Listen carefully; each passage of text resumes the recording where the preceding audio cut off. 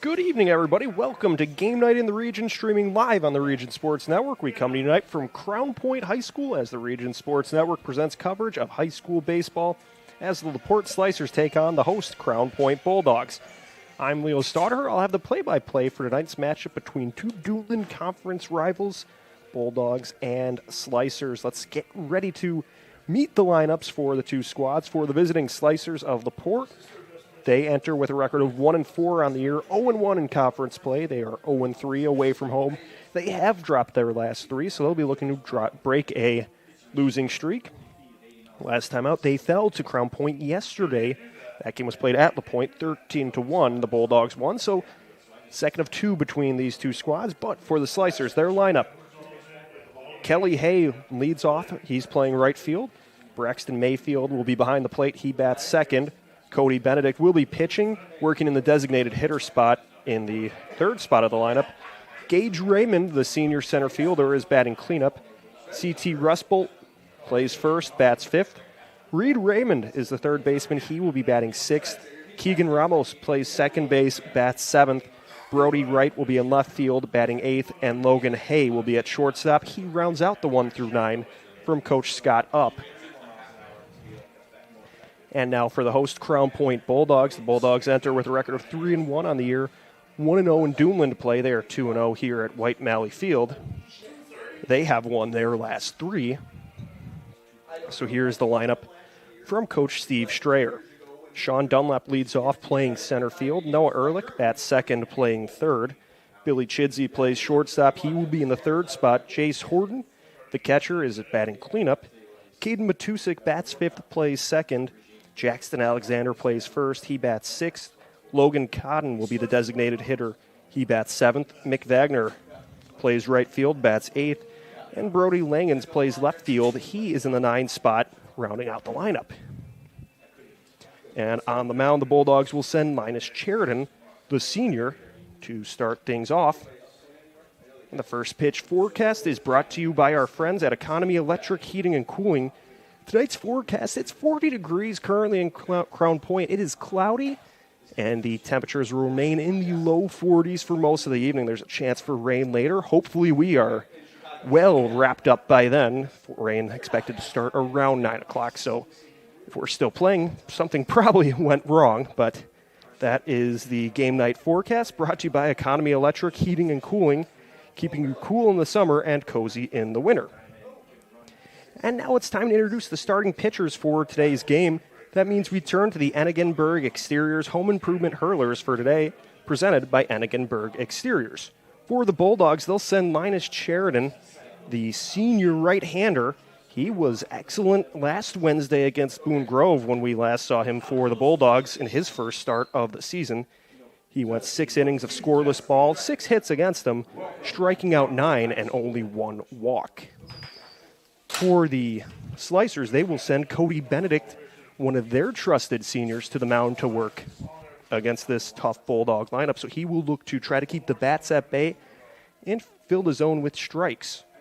And those are your Enigenberg Exteriors Home Improvement Hurlers. Enigenberg Exteriors, experienced roofing and siding contractors serving Indiana, Illinois, and Tennessee.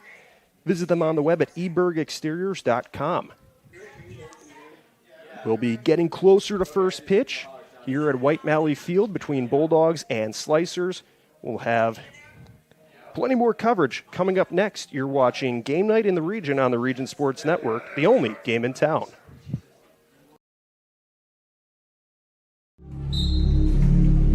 Some see a volleyball match. We see a student athlete learning how to be poised under pressure.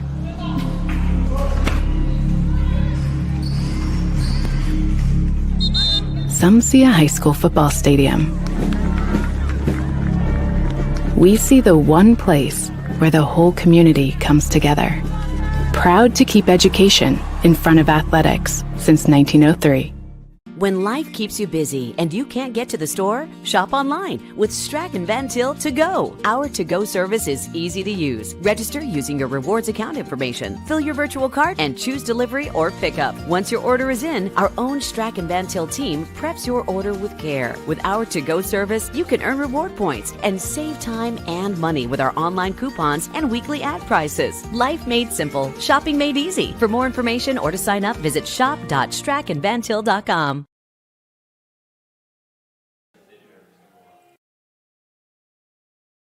Four Seasons Mechanical proudly serves Northwest Indiana, providing quality, reasonably priced, reliable service. With a quality and comfort guarantee, the professionals at Four Seasons Mechanical offer a wide range of services in heating, ventilation, and air conditioning. Whether it's residential or commercial, Four Seasons Mechanical is there 24/7. To find out more, the website is fourseasonsmechanical.com or give them a call at 219-756-7020. Four Seasons Mechanical, your indoor air quality specialist. Our hero, Lantern Man, faces off against a nefarious insurance swindler. I'll trick them into a contract and just keep raising the rates. Luckily, they can make a call to Crow Company's Lantern Man. He's always ready to protect families from the insurance swindler. I can easily defeat your overpriced policies. Fair prices always prevail when you call me, the Crown Company's Lantern Man. Crown Company's Insurance Professionals, Highland, Merrillville, and Michigan City.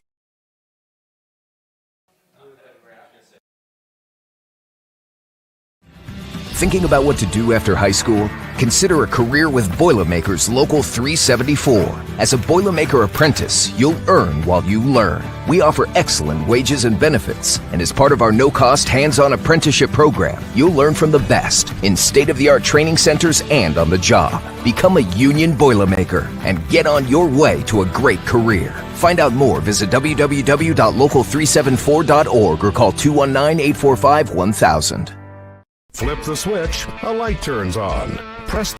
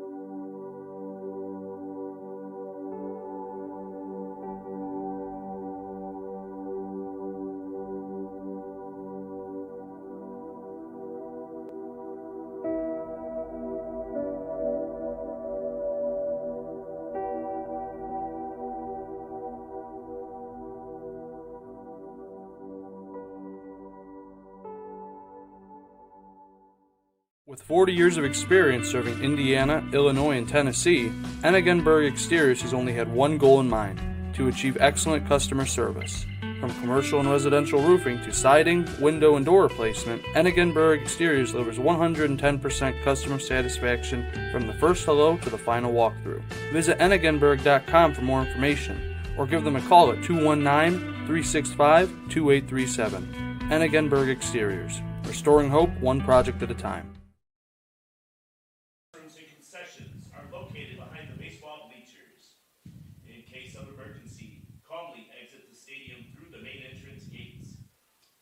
Participating in the game today believe in sportsmanship. Please let the players play, the coaches coach, and the officials officiate. Let's all be fans. Back here at White Valley Field, getting ready for baseball between the Bulldogs and Slicers.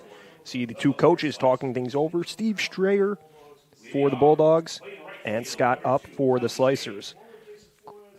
LaPorte looking to bounce back after a tough start to the year, but they were a competitive 18-11 last year, losing to Mishawaka in the sectional final. So they will look to try to get back in the winning ways against the Bulldogs. LaPorte returns 5 starters from last year's squad, and the Bulldogs off to a very good start to their year, 3-1, after they finished last season 21-9, falling in the sectional championship to Chesterton. So both teams trying to go on postseason runs, and it starts with the second leg of this Duneland Conference twin bill. They faced at LaPorte yesterday, and now today playing at Crown Point. The Bulldogs took care of business yesterday, 13-1. So a lot to build upon from that, and for LaPorte looking to bounce back as we remain to get closer to game time here. We see the introduction of the Bulldogs starting lineup. So Crown Point in their third home game of the season at the Great White Valley Complex here. All turf, infield and outfield, so completely turf field. Lights, deep home run fence, pretty much all you could ask for. 377 out to center field, 352 out to left and right. So we'll see both teams if they try to take it that far out of the yard or if the ball stays inside the fence this evening. So it should be a good one here. Bulldogs and Slicers getting ready as we are just moments away from the national anthem, and following that we will have baseball here. And batting ninth, the left fielder, number 3, Brody Langens. So you see the final introduction of the Bulldogs starting lineup, and now we will pause for the national anthem as you're watching Game Night in the Region on the Region Sports Network, the only game in town. Please rise and face the flag for the playing of our national anthem.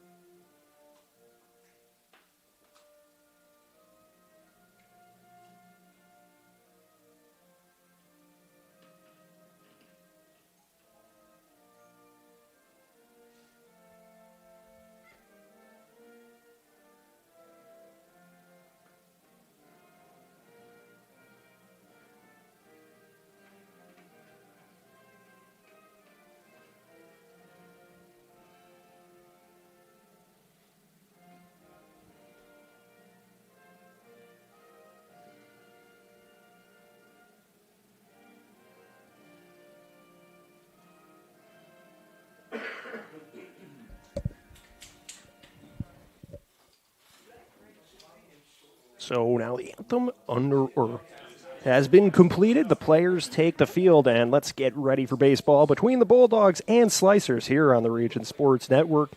Crown Point starting things off in the field, and they're all white uniforms, white caps with red bills, CP on the cap as well.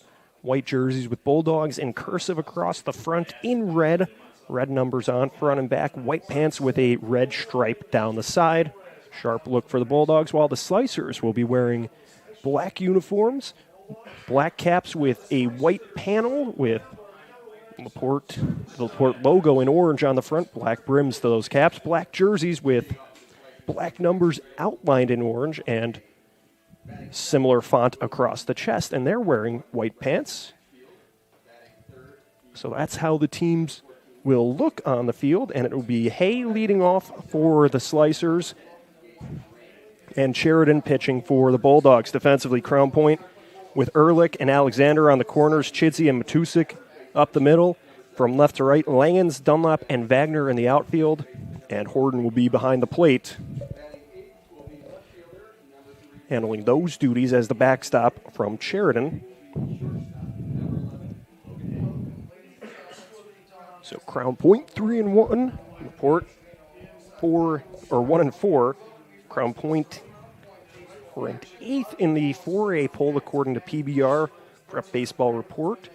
Their only loss to the number 1 ranked team in 3A, that was to Hanover Central, and that was a close game. They dropped 4-3. I believe they out-hit Hanover in that game, but dropped the column that counts, being runs. So they will look to continue rolling here against a LaPorte team that's looking to get things rolling here. They had a good postseason run last year. Now they're looking to try to stack up some wins against a team you saw yesterday. So now you have an idea of what their hitters will be looking for and try to avoid making some similar mistakes. Obviously, 13 runs for the Bulldogs. A lot was going right for them offensively. So LaPorte will look to keep it clean defensively. Crown Point will look to try to just keep things rolling. They have a deep lineup, so you don't have to get it done with one swing of the bat. If you just string together some base hits, eventually somebody's going to be able to drive you through. So both teams trying to find an offensive approach that works for them. And for LaPorte, you have to think they want to strike first and strike hard here. You want to try to put a crooked number up in the top half of this ball game to try to get Crown Point to be reactive rather than proactive in terms of offense. So LaPorte gets the first at-bats, and they want to capitalize on it here. Kelly Hay, the senior right fielder, bats in the right-handed box against Sheridan, the righty on the mound. And the first pitch from Sheridan is high for a ball. It comes in at 4:51, and we are underway here at White Malley Field. The 1-0, swing and miss for strike one. So the count evened up at one apiece. So Hay looking to start things off the right way for the Slicers. The 1-1. Just grabs a portion of the zone for strike two. So Sheridan, similar to what we saw last Wednesday against Boone Grove, where he gets two of the first three pitches in for strikes. Now to the windup for the 1-2, tapped away foul, so Hay staying alive. But Sheridan really doing a good job last week of starting off these counts ahead, and that allowed him to go deeper into the ballgame. He went 6 scoreless innings against the Wolves. The 1-2, jabbed away foul.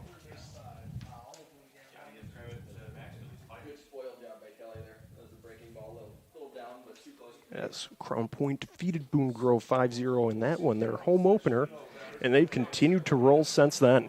The 1-2, called strike three. Sheridan starts off the game by sending Hay back to the dugout. He was caught looking, so that's a good way to start for the Bulldogs. And now it falls upon Braxton Mayfield, the senior catcher, to try to start things off for the LaPorte offense. Mayfield bats from the left-handed box. He swings over the off-speed pitch from Sheridan for strike one.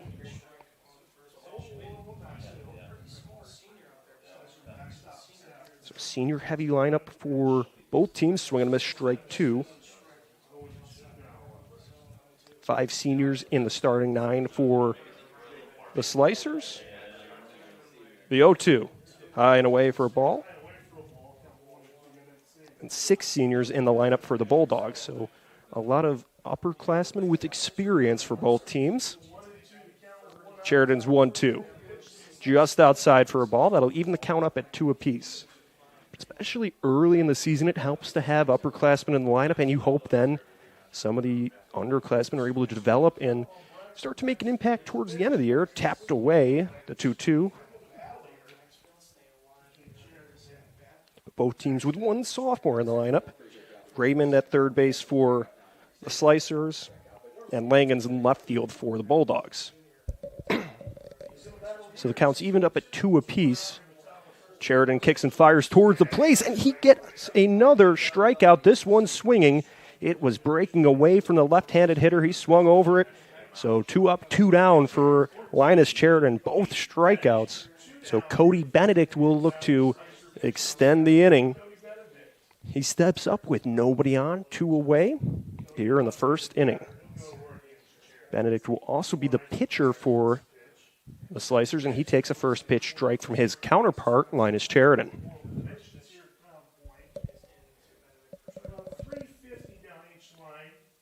Now Sheridan's 0-1. This one put high in the air towards left field. Going back is Langens. He camps out under it, makes the catch, and that will just about do it for the first inning here. 3 Slicers up, 3 down. So the Bulldogs will get their first at-bats when we return. You're watching Game Night in the Region on the Region Sports Network, the only game in town. earn while you learn from the best hands in the business. The Bricklayers Allied Craftworkers for Indiana, Kentucky Apprenticeship. That's right, this is a paid apprenticeship. I'm getting an education while learning a trade and getting paid for it. The thing that surprised me the most about this apprenticeship program is the respect I have received after the proper time and training. Classes start soon, so apply now. There are training centers throughout Indiana and Kentucky. We are the Bricklayers and Allied Craftworkers for Indiana, Kentucky Apprenticeship. The best hands in the business. Can't wait for summer, but dreading the heat because your old AC let you down? Don't sweat it out this summer. Call Economy Electric Heating and Cooling. The professionals there can fix you up. Install a central air unit that'll last for years. Your family deserves to stay comfortable. And with a 24/7 emergency service, comfort is just a phone call away. Give them a call at 219-923-4441 or check them out on the web at 4ajobdoneright.com.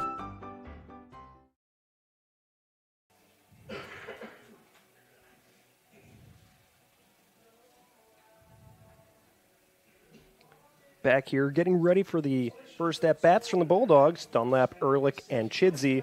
The 1-2-3 for Crown Point. Mayor Pete Land and the Crown Point Pace Department are proud to support Crown Point Bulldog Athletics and say Go Bulldogs. Crown Point remains dedicated to preserving history, celebrating everyday life, providing the best in city services, and encouraging smart growth. Mayor Land and the Pace team invite everyone to take photos with the Easter Bunny from noon to 4 p.m. April 12th and 13th and April 19th in the lower level of the historic Lake County Courthouse. Please bring a camera. So Shun Dunlap gets ready to start us off here for the Bulldogs. Cody Benedict on the mound for the Slicers. Mayfield behind the plate. Raymond and Rustbolt at the corners. Hay and Ramos in the middle infield. White, the first pitch outside.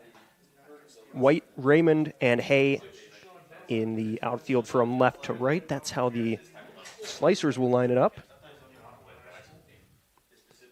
The 1-0 breaks away outside, so that we start off 2-0 to Dunlap, the Tennessee commit, the junior playing center field today for the Bulldogs. He can play outfield and catcher. The 2-0. High and away for a ball, so he's ahead 3-0 in this count. And now the kick and the pitch towards the plate, that's in there for a fastball, so Benedict able to get in the count, 3-1. Dunlap did not offer on it. Up 3-0, you don't want to swing at anything that isn't just perfect, and he takes that next fastball for a strike, so Benedict back in this at-bat. 3 balls, 2 strikes, we go full. So now the payoff pitch towards the plate. Dunlap fouls it away off the backstop. So he will stay alive here against Benedict. So Benedict, a senior, facing a tough Crown Point lineup.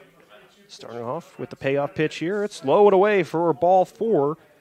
Dunlap will be this game's first base runner. He gets the walk. And that sets things up for Noah Ehrlich, who's playing third base for the Bulldogs today. He bats left-handed. So Ehrlich steps up to the plate the way you always want to start a game, with a runner on base. Dunlap works the walk. And now Ehrlich will try to get him in motion. Benedict out of the stretch. Ehrlich lays off for ball 1. Ehrlich also the Bulldogs starting quarterback the last couple seasons, so working on the diamond here after a couple good years on the gridiron.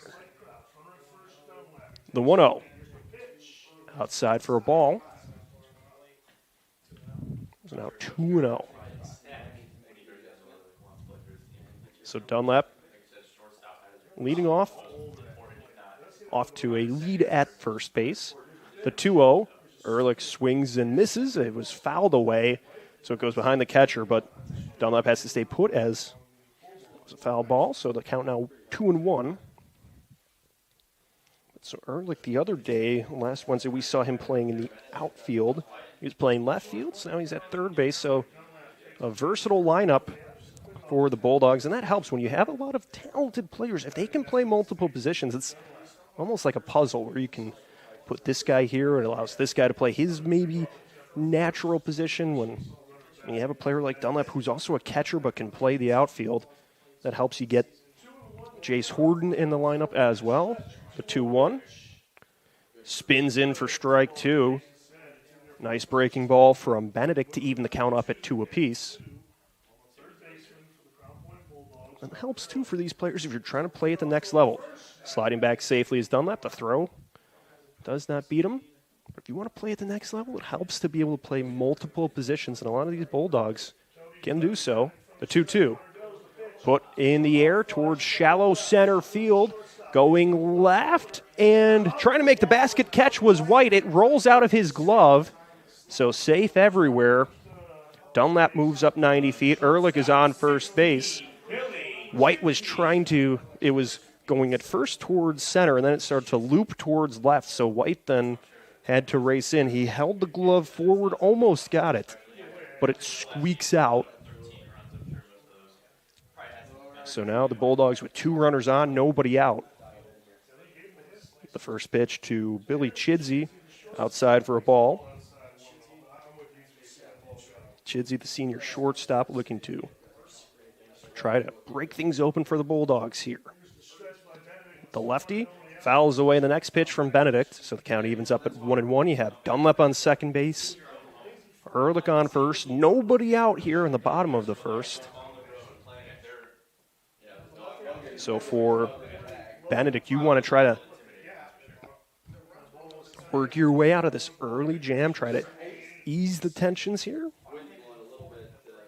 And start it off with Chidsey here. Try to get an out.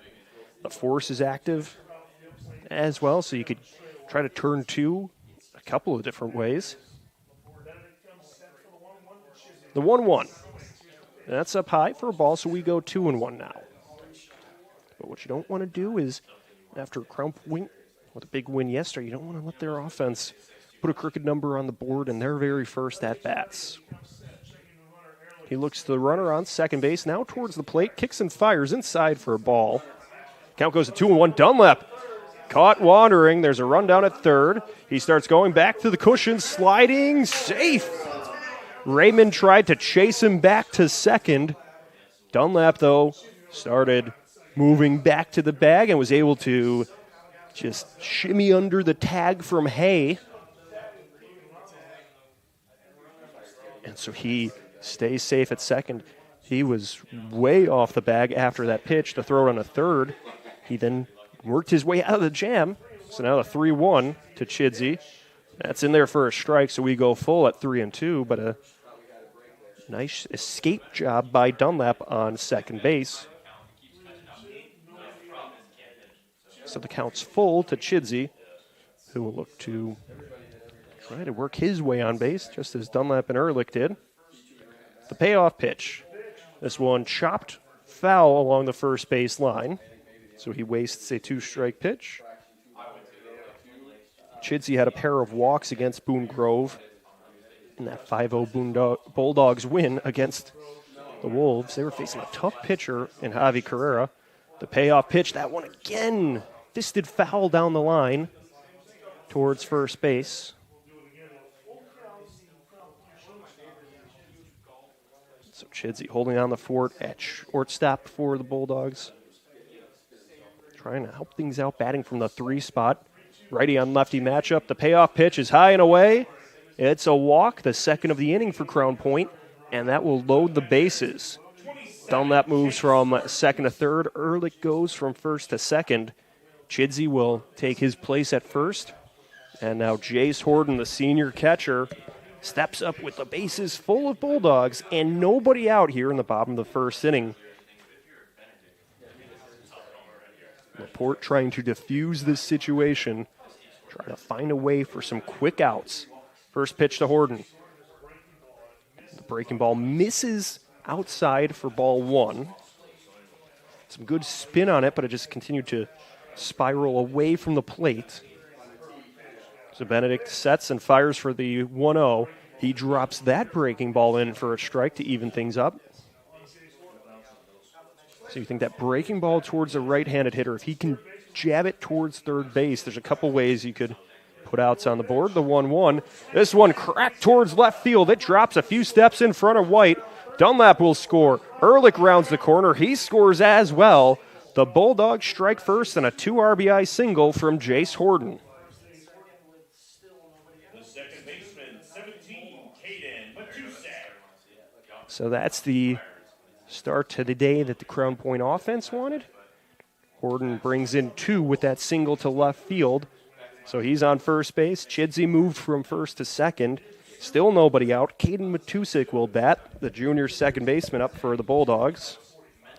With 2 on, nobody out. And so Benedict, you want to just try to find outs by whatever means necessary. Here with the Bulldogs already up by a pair. He looks to second, now delivers towards the plate. Matusek lays off as it misses outside for a ball. So the Bulldogs keep the line moving. Their 5th hitter up. The 1-0, high and away for ball. The throw to first, sliding back safely, is Horton. So the count 2-0 to Matusek.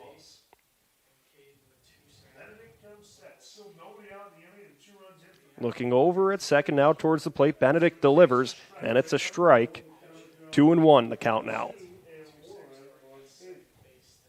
And we saw a lot last week where the Bulldogs can just string together base hits.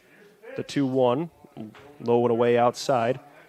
But so it wasn't the hardest piece of contact from Horton, but it was just in the right spot, sends it through the infield, and it sends 2 across the plate. That's when you have runners on, that's all you need to do. You don't need to try to swing for the fences. 3-1 just misses for ball 4, so the bases will be loaded once again. Chidsey scoots from second to third. Horton moves from first to second. And Matusek walks to put the maximum on for the Bulldogs, and we will have a meeting on the mound. So Cody Benedict talking things over with his head coach, Scott Up, trying to figure out how to get things back on track and avoid letting the Bulldogs claw a couple more runs across the board, across the plate. So Benedict, you have to think too, the force is active at every station, so the ball's hit anywhere, you could try to get it to the base, get it out. And 2, the best way to get it out is a strikeout here where you don't have to risk putting the ball in play. Certainly aware of that. Jackson Alexander bats for Crown Point. The senior first baseman in the left-handed batter's box. The pitch from Benedict. He gets it in there for a strike.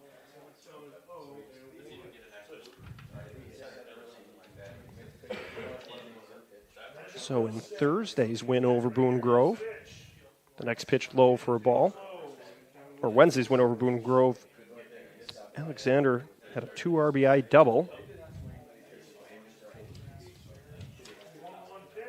The 1-1, that's low.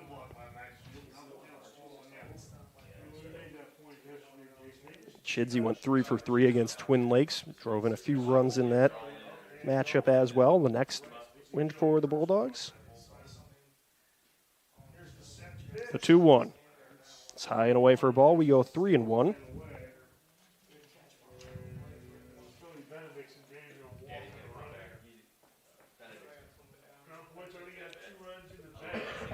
So Alexander trying to avoid chasing anything here and helping out Benedict. The 3-1 swing and a miss for strike 2. That was a fastball that was rising high and away. Alexander wanted to send that one out of the yard. He did not line it up, so that makes the count full at 3-2. So Alexander trying to do his job here. The payoff pitch. It's low and inside. It's an RBI walk for Alexander. And now Crown Point leads 3-0. Moving to third base is Horton. Matusek goes from first to second. In to score is Chidsey. So for Alexander, it's a walk, and it drives in a run. And here's Logan Cotton, the designated hitter for the Bulldogs. He works with the bases full and nobody out here in the bottom of the first. Benedict delivers, swing and a miss, strike one. Pitch was high and towards the outer portion of the plate. Cotton just missing it. So the seventh batter for the Bulldogs up here. The 0-1, he swings and misses that one too. So we go 0-2 against Cotton, an Indiana University commit. Also one of the regular starting pitchers for the Bulldogs. The 0-2 spins it high for a ball. So the count now 1-2.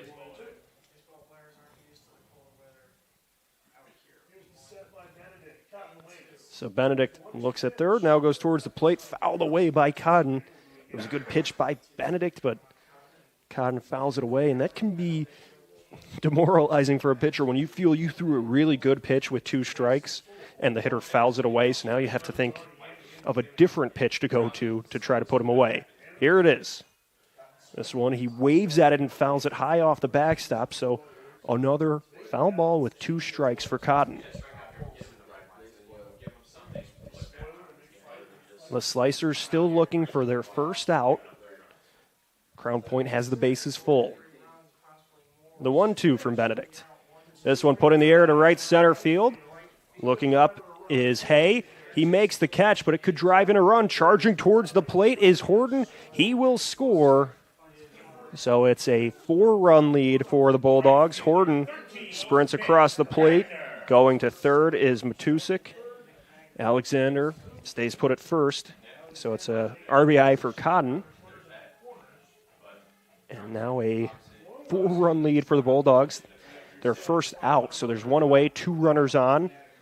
And Mick Wagner will bat. Wagner, a commit to Concordia, Wisconsin, of the Northern Athletics Collegiate Conference. So he will be playing for the Falcons next season. The first pitch from Benedict is high for a ball. So runners on the corners for the Bulldogs, 1 away, and 4 in the bank already this inning.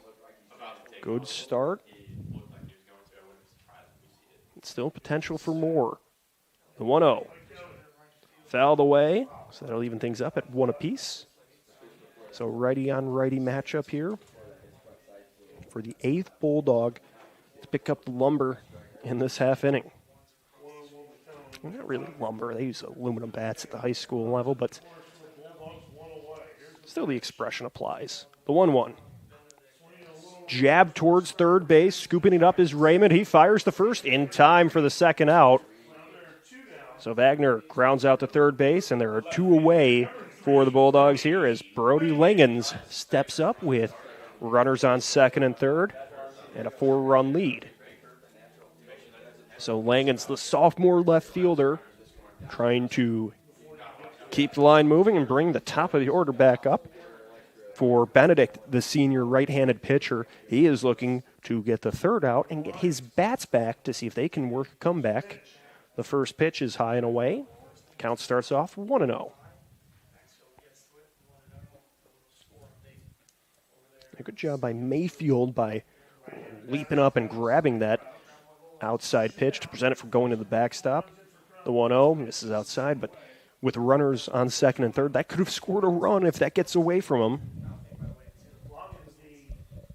Count 2-0. The pitch from Benedict, it drops low for a ball. So Benedict in danger of walking another Bulldog here in the bottom of the first inning. He settles, holds the glove, kicks towards the plate. It's chopped back up through the middle of the infield. It rolls out to center. In to score is Matusik. Rounding third is Alexander. He slides in safely. That's a 2 RBI single for Brady Langens. And the Bulldogs lead 6-0.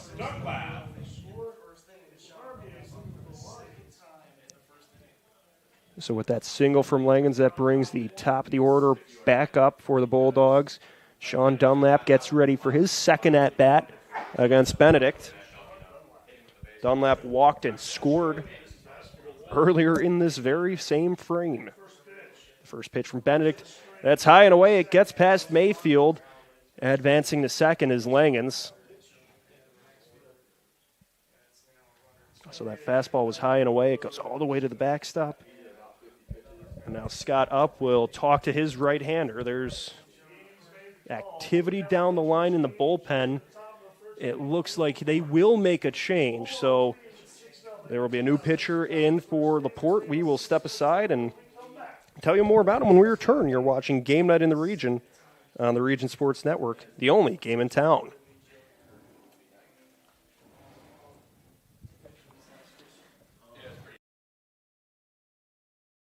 Hi, this is Tim down at Tire Pros and Auto Superstore, 5200 Cleveland in Maryville.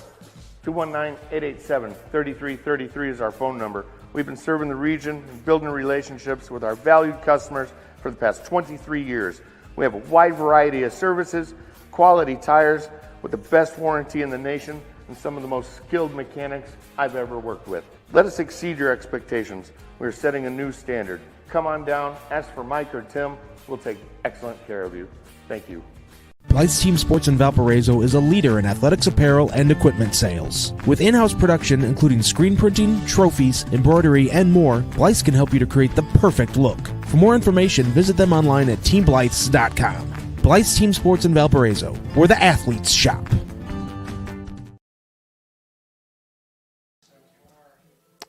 New pitcher in for the Slicers. It's Joey Kirk, the junior right-hander. And all pitchers are Enigenberg Exteriors Home Improvement Hurlers for today, presented by Enigenberg Exteriors. Enigenberg Exteriors, a premier provider of roofing and siding services with over 40 years of experience. Check them out on the web at ebergexteriors.com.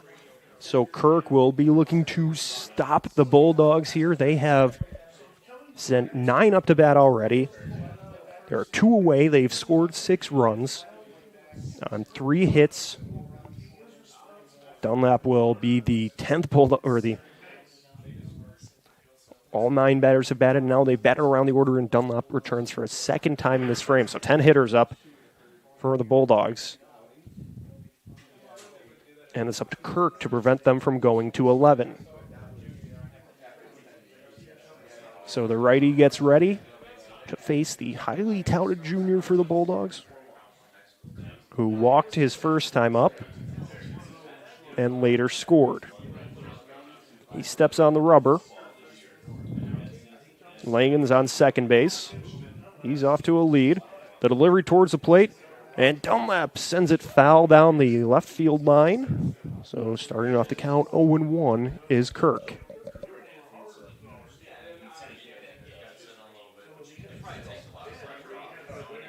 He takes a peek over at second again, now looks towards the plate, gets the sign from his catcher, Mayfield,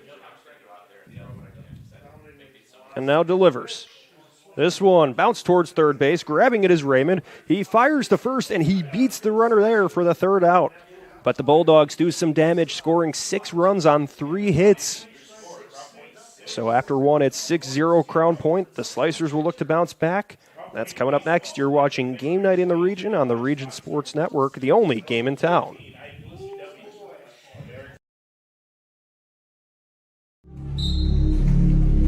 Some see a volleyball match. We see a student athlete learning how to be poised under pressure.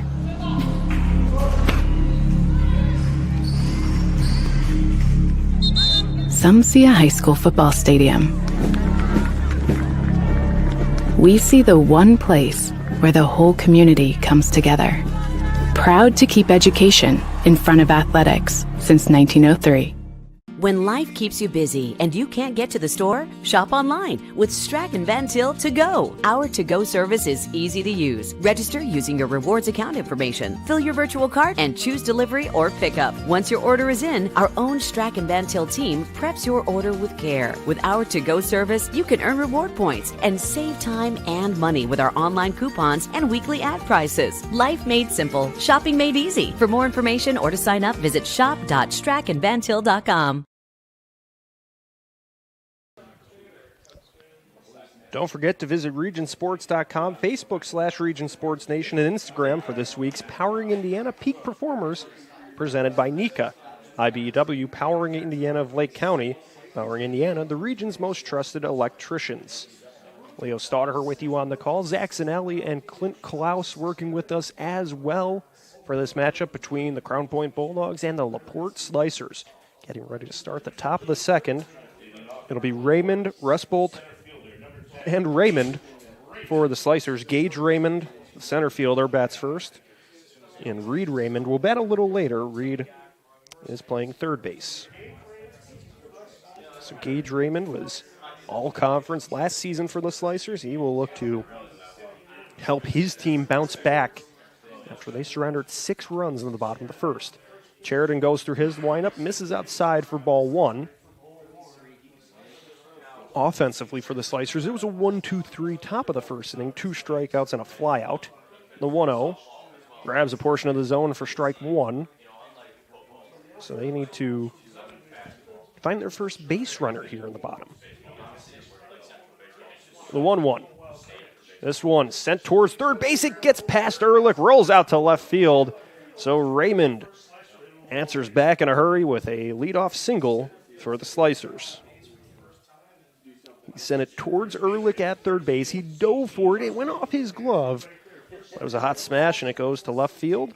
So Raymond on base for the Slicers. That brings C.T. Rusbolt up with nobody out and 1 man on base.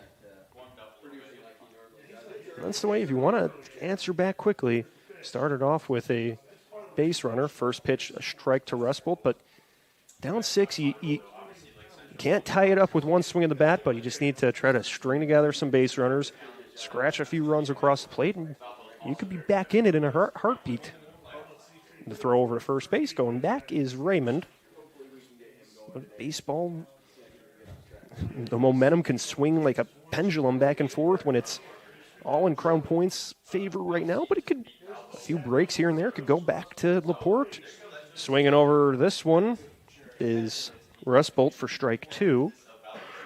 He got a piece of it maybe. It might have been a foul ball, but still the count 0-2. C.T. Rusbolt, the junior first baseman. Sheridan looks at first, now towards his catcher, kicks and fires. That's low and away for a ball. Count goes 1-2. And also to think, Sheridan had a lot of time in the dugout too, so on a cold day like today, you're trying to get back in the rhythm of things. He throws back to first, but you like that hot start for the offense, but sometimes as the pitcher, you got to make sure you're staying loose and are ready to get back in the game. So Sheridan up 1-2. He fires towards the plate. It was high and away for a ball. Evens count up at 2-2.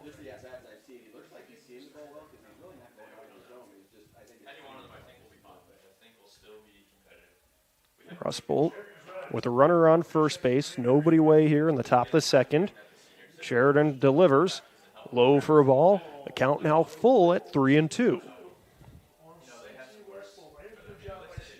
So Rusbolt with a really good take there. That fastball, when it's coming out of the hand, it could look appetizing, but Sheridan did a good job of sending it low.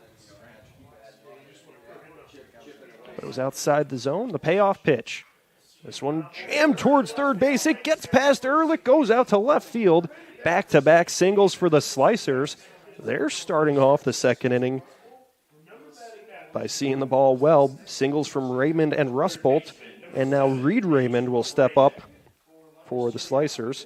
So Gage Raymond, the senior, he's on second base here. He started the inning with a single. We'll see now if Reed Raymond, the sophomore, can get him moving. Reed playing third base for LaPorte. Sheridan looks at the runners at both stations.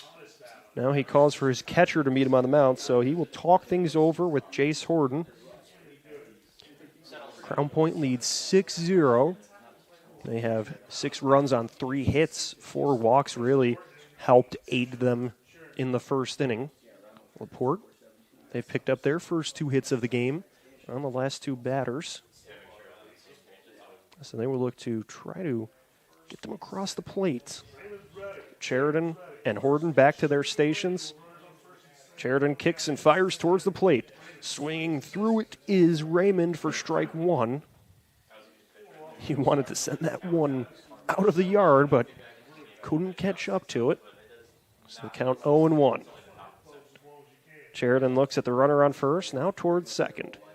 Now he looks towards the plate, back to second, towards the plate again. The pitch. That one's sent down into left field. It's another base hit for the Slicers. Reed Raymond loads the bases for LaPorte. Still nobody out here in the top of the second. Gage Raymond goes from second to third. Russ Bolt scoots from first to second. And now Reed Raymond takes over at first base. And here's Keegan Ramos. And so that was a well-hit ball out to left field. LaPorte not sending Gage Raymond home because it was still shallow enough in left field where if Langen scooped that up, he could throw that one home pretty fast when you had Raymond trying to go from second to the plate. So they're leaving it up to Ramos here, and still nobody out. You don't want to risk that out, and this is still a very good situation. A lot of potential for offense here. The first pitch was a strike. Here's the next one. That's also a strike. So starting off the count against Ramos is Sheridan with an 0-2 advantage. So the righty will look for the first out of the inning. The pitch. It's high and away for a ball. We go 1-2.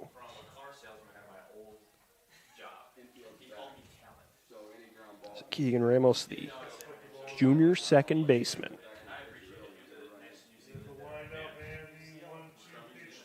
Now the 1-2 from Sheridan. Ramos sends it through the middle of the infield, making a diving stop is Chidsey. Or no, he did not catch it. So we will sort that out. They threw towards the plate. It's a double play. So it's a double play. The catch by Chidsey, it was not a catch. So he threw to, or did the, let's get this sorted out. So as it stands, we can watch the replay. So there's the play. Chidsey throws to first, gets Ramos, and then they retire Raymond at the plate. But I think what the Bulldogs thought was that he caught it on the line. But I believe the umpire signaled that wasn't a catch. But so let's say he makes the catch and throws the first, that retires Reed Raymond. So it is a triple play. It's a wacky triple play. We'll get it sorted out later, but we'll break first. So Crown Point erases a bases-loaded jam with one swing of the bats. We're through an inning and a half. The score remains 6-0. You're watching Game Night in the Region on the Region Sports Network, the only game in town. Four Seasons Mechanical proudly serves Northwest Indiana, providing quality, reasonably priced, reliable service. With a quality and comfort guarantee, the professionals at Four Seasons Mechanical offer a wide range of services in heating, ventilation, and air conditioning. Whether it's residential or commercial, Four Seasons Mechanical is there 24/7. To find out more, the website is fourseasonsmechanical.com or give them a call at 219-756-7020. Four Seasons Mechanical, your indoor air quality specialist. Our hero, Lantern Man, faces off against a nefarious insurance swindler. I'll trick them into a contract and just keep raising the rates. Luckily, they can make a call to Crow Company's Lantern Man. He's always ready to protect families from the insurance swindler. I can easily defeat your overpriced policies.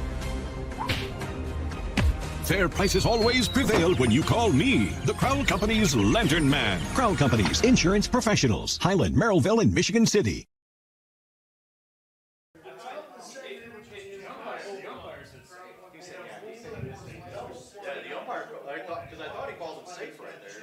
So we are back. The call was then changed from a triple play to a double play. So let's figure out what happened there. So I believe... So if we want to go through it again, so Chidsey makes the diving stop. But it's called safe. You see the base path umpire. So they throw to first, and that retires the batter. And then they go to home. That gets Raymond out. So the outs on that play were Ramos and Raymond. So he didn't catch it on a fly, or at least that's what the umpires say. So what the Bulldogs thought they had was a 6-3-2 triple play. Instead, it's a 6-3-2 double play. The Bulldogs went back to the dugout. Then they were called back onto the field. And there's still some discussion out there. So Gage Raymond, the runner on third base, he was gunned down at the plate. The tag by Horton beat him there. He's out. So the batter Ramos, he's out as well, as he lined to short and then was thrown out. So either way, if that was caught on a fly or if they threw over, the throw to first still beat him there. And so I believe what will happen now, advancing to third base is C.T. Ruspel. And on first base is Reed Raymond. So the Bulldogs, so that's what they initially thought was by throwing to first, they thought it was a line out, throw to first, and getting Raymond the runner on first out, but that was not the case. And here's where it's going to get more complicated. Then they threw to home and got the other Raymond out. So Gage Raymond, he was out. Reed Raymond is safe. So runners on first and third, 2 away. And the Slicers will send Brody White up to bat after all that. So Linus Sheridan thought he was out of it. He is not. And we will also explain that double play. Those are some of the best hands in the business, just like the Bricklayers Local 4 of Indiana, Kentucky. Check out baclocal4.org to find out how you can join the oldest continuous union in North America.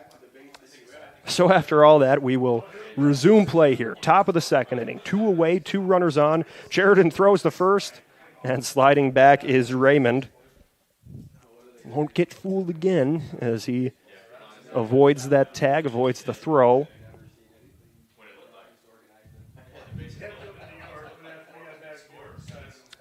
Sheridan throwing back to first. Again, the tag squeaks out of the glove of Alexander. So it was a good play by Chitsey to throw to Alexander. He got in front of it. The umpire says he didn't catch it on the fly. It might have been chopped his way, but he threw the first still to get Ramos out, and then the throw to the plate just beating Gage Raymond. The next pitch to White, put high in the air to right field, but under it is Wagner for the catch. This one will count. That is the third out of the inning. Now we are through an inning and a half. The score remains 6-0. The Slicers had some golden opportunities, but did not convert.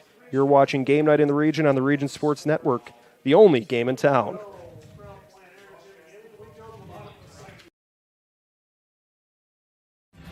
Thinking about what to do after high school? Consider a career with Boilermakers Local 374. As a Boilermaker apprentice, you'll earn while you learn. We offer excellent wages and benefits, and as part of our no-cost hands-on apprenticeship program, you'll learn from the best in state-of-the-art training centers and on the job. Become a union Boilermaker and get on your way to a great career. Find out more, visit www.local374.org or call 219-845-1000.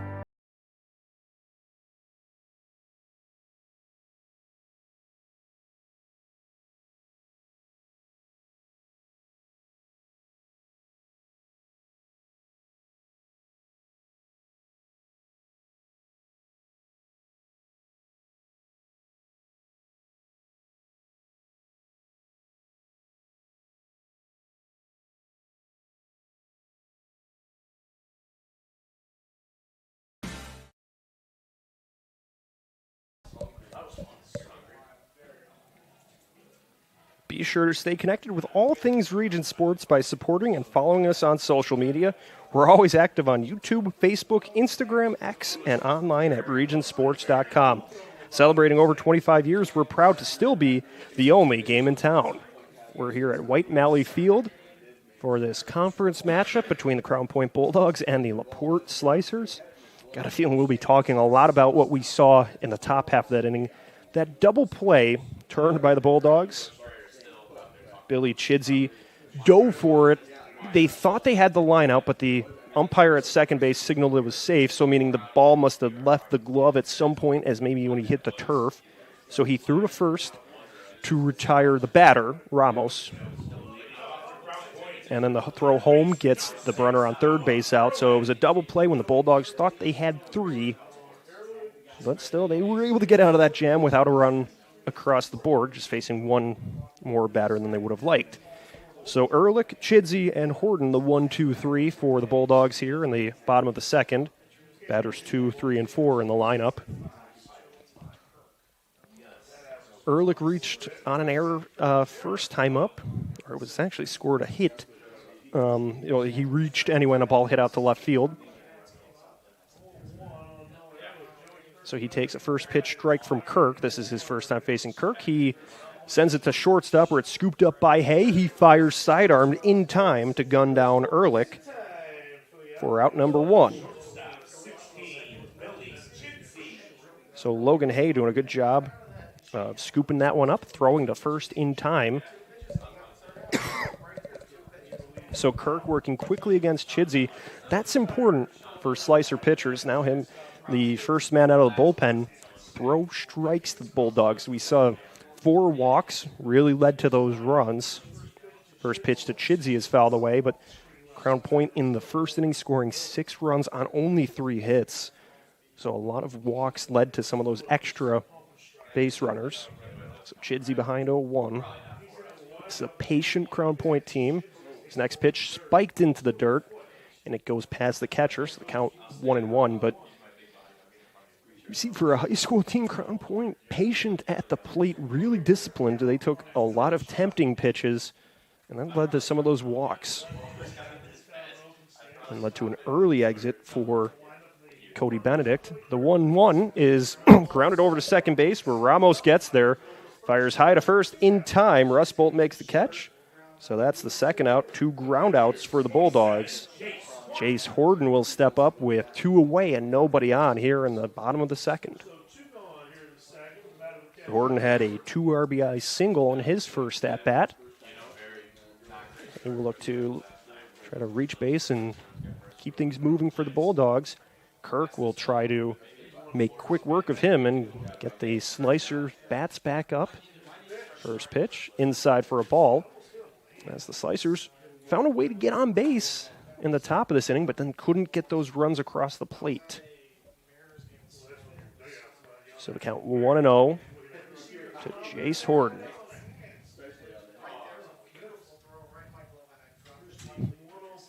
And the 1-0. Horton lays off. It's low and away. We go 2-0. So it's a cold day for baseball, but we are able to play through it. That's how it is here in the Midwest. The 2-0. Grabs a part of the zone for a strike. All players, you have to be tough. You have to be willing to play in the cold because it never fails. Baseball season is in the high school season here at Indiana. Always chilly. The 2-1. Outside for a ball, we go 3-1. And then it seems the week after the season ends is always when that nice weather finally meets us. The 3-1. Grounded towards shortstop. Hay bobbles it and will not throw. Horton makes his way on base for the second time today. So he extends the inning for the Bulldogs with a hard smash over to shortstop. And that puts him on base. Hay did a good job getting in front of it, but then lost it on the exchange. So with 2 away, Caden Matusik will step up for the Bulldogs with a runner on first. Matusik, the junior infielder for the Bulldogs. He's playing second base today. First pitch to Matusik inside for a ball.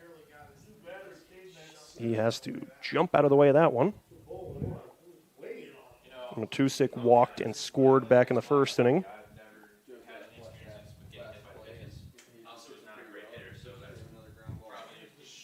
And now Kirk out of the stretch for the 1-0.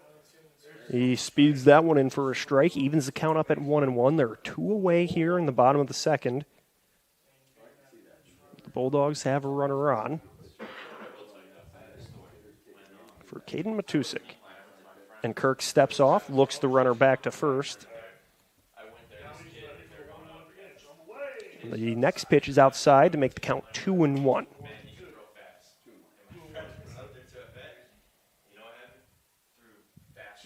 So Russ Bolt playing first base, trying to keep Horton at bay. Kirk steps off again, so he's being mindful of that runner. As he is still paying attention to what Horton's up to. So Kirk steps back on the rubber. Count now 2-1. Matusik, the batter at the plate. He steps off again. And so Horton definitely making Kirk pay attention to him. He will step off another time, fakes the throw to first, and Horton quickly slides back to the cushion.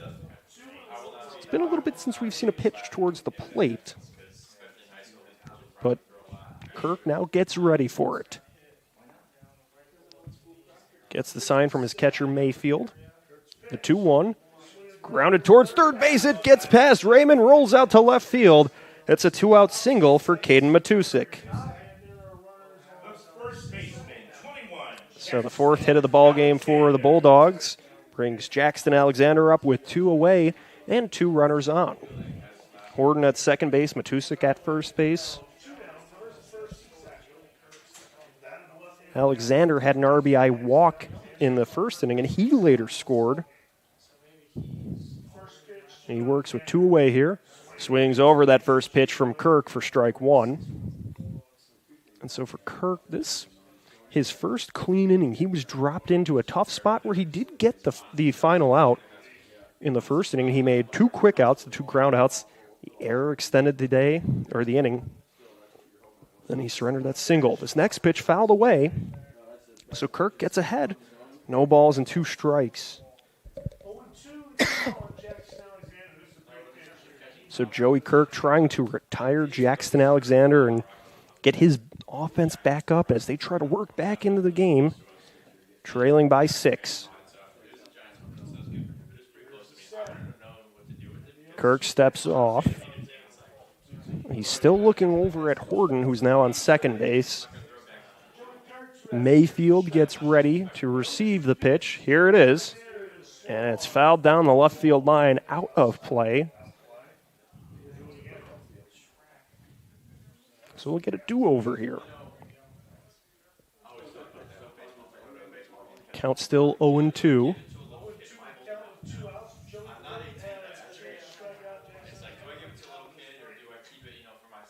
Kirk looks at second, fires towards the plate. Swinging over it is Alexander. It's an inning-ending strikeout. So the Bulldogs get 2 runners on, but don't send anything across the plate. We're through 2 here at White Valley Field. Crown Point leads over the Slicers 6-0. You're watching Game Night in the Region on the Region Sports Network, the only game in town.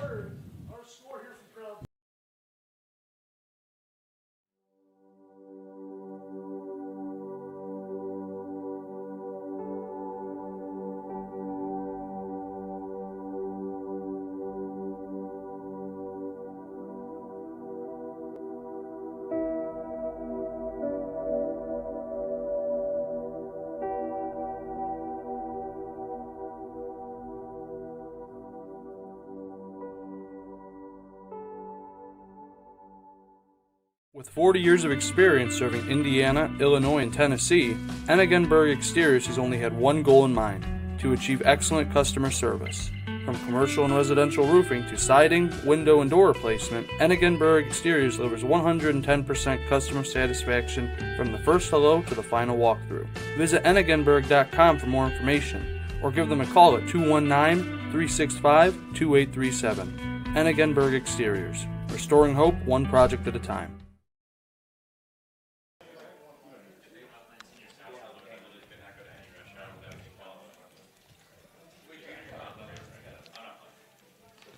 At the conclusion of tonight's game, we'll name the Crowell Companies Lantern Man Superhero of the Game.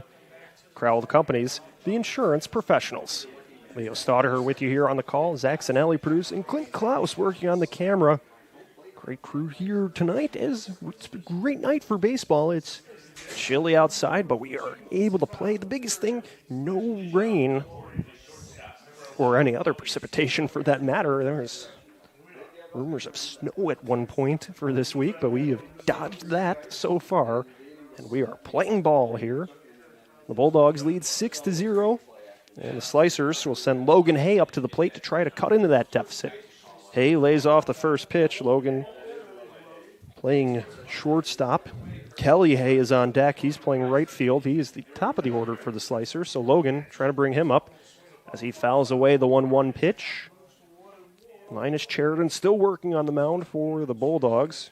He's been solid so far. Worked out of a bases-loaded jam last time up. And now the 1-1. That's low for a ball. We go 2-1. Or there was a check swing. He did not go far enough. It will be a ball, so the count 2-1. Chilly week here in the Midwest as this one's put high in the air towards center field. Dunlap takes a step back and makes the catch for out number 1. So Logan Hay flies out, and now Kelly Hay will bat for LaPorte. Kelly was caught looking his first time up to start the game. Pardon me there, as he will look to get the better of Sheridan this time up. But I mentioned it's cold in April, 40 degrees, but the bat's trying to heat up here. Called strike to Hay. You see, even in the big leagues, the 0-1 away, you see, watching the Cubs games this week, all the players bundled up on the north side. That's big leaguers trying to battle through the elements. But here in high school, you see some of the players wearing short sleeves. They seem to be just comfortable out there. Then you look at the dugouts. Everybody's got the jackets and the hoodies, the gloves on. The 1-1 put in the air. Foul. It was actually colder at Wrigley Field for the games this week than it was when the Blackhawks and the Blues played in the Winter Classic back in January. Temperatures were 38 degrees for the hockey game, or 34 degrees. Yeah, 38 degrees for the hockey game, 34 for the baseball games this week. The 1-2.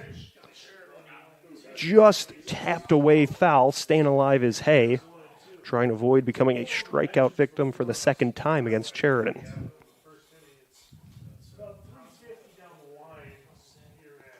And now the windup for the 1-2. It's low for a ball. We go 2-2.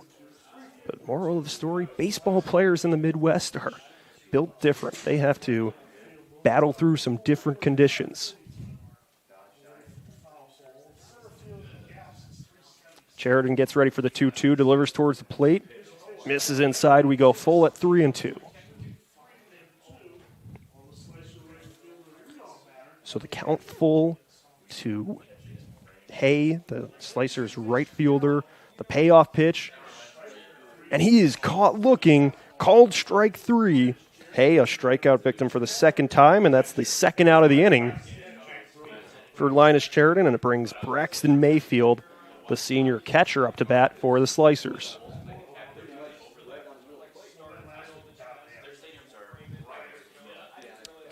So Mayfield, strikeout swinging his first time up. He jabs that first pitch from Sheridan away foul.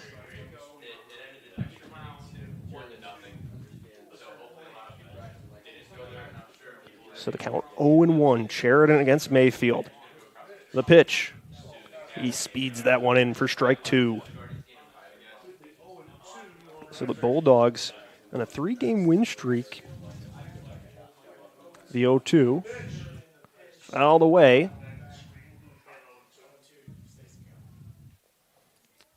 3-game win streak for the Bulldogs there. 3-1 on the year. Trying to continue things as now they're moving to Duneland play. The 0-2 pitch. Called strike 3. Back-to-back punch-outs for Sheridan. He gets through the third inning, keeping the shutout intact. The Bulldogs lead over the Slicers 6-0. You're watching Game Night in the Region on the Region Sports Network, the only game in town.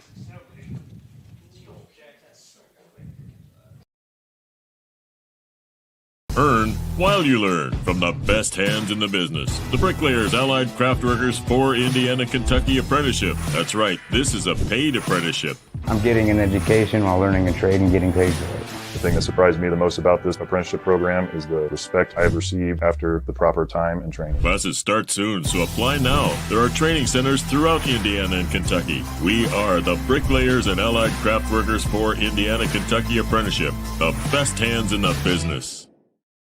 Can't wait for summer, but dreading the heat because your old AC let you down? Don't sweat it out this summer. Call Economy Electric Heating and Cooling. The professionals there can fix you up. Install a central air unit that'll last for years. Your family deserves to stay comfortable.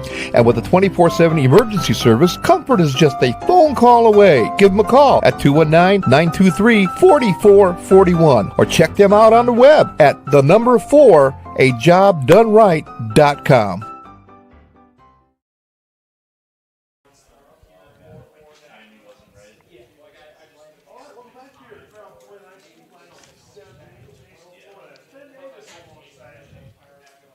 Mayor Pete Land and the Crown Point Pace Department are proud to support Crown Point Bulldog Athletics and say Go Bulldogs. Crown Point remains dedicated to preserving history, celebrating everyday life, providing the best in city services, and encouraging smart growth. Mayor Land and the Pace team invite everyone to take photos with the Easter Bunny from noon to 4 p.m., April 12th, 13th, and 19th in the lower level of the historic Lake County Courthouse. Please bring a camera. So the Bulldogs getting ready to work here in the bottom of the third inning. And this one fisted out towards left field by Cotton towards the wall. And it drops to the fence. It'll be a double for Cotton as he drove that one just a couple feet shy of leaving the yard. It's a leadoff double for the Bulldogs. Cotton had a RBI in the first inning. He nearly leaves the yard, but it's an extra base hit to start off the second inning, or the third inning. So Wagner will bat with runner in scoring position and nobody out. So Kirk looks to the runner on second, goes towards the plate, sends it in for a strike. But a good leadoff double from Logan Cotton. Sending it all the way to the fence out in left field. Below the billboard out in left that has a target on it. It says, hit it here, encouraging Bulldog hitters to hit the bullseye. I don't know what happens if you do, but good encouragement. Kirk steps off. The count's still 0-1. Facing Mick Wagner, who grounded out to third base his first time up.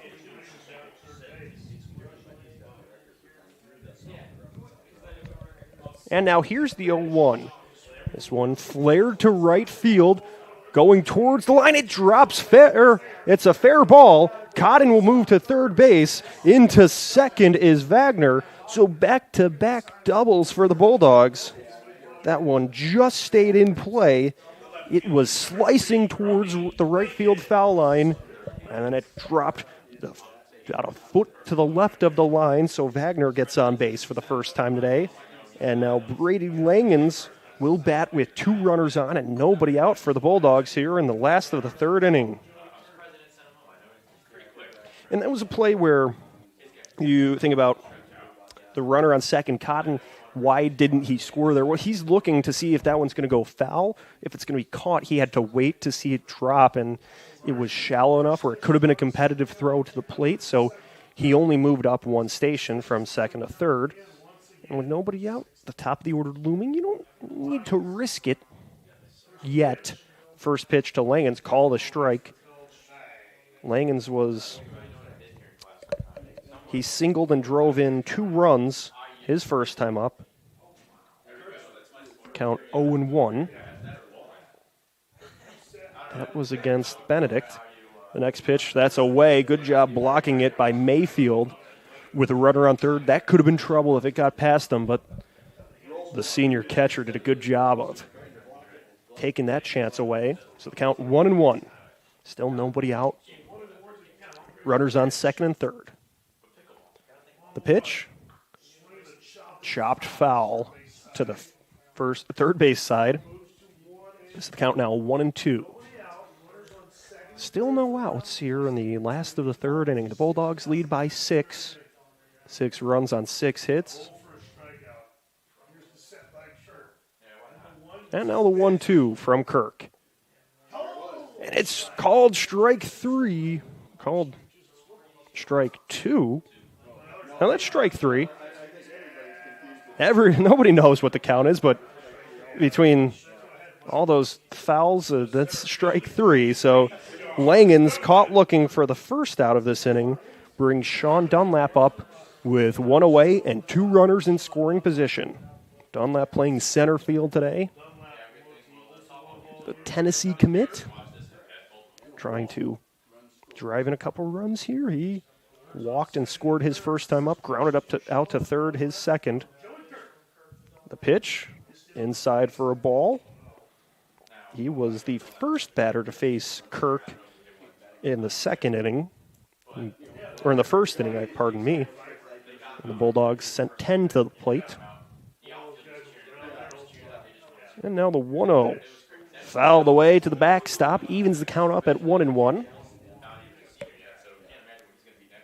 So Dunlap trying to provide some extra runs for the Bulldogs, who were quickly sent down in the second inning. Kirk was in a nice groove there, but 2 doubles to start this inning. The 1-1 rolled down the third baseline. It goes all the way towards the corner. In to score is Cotton.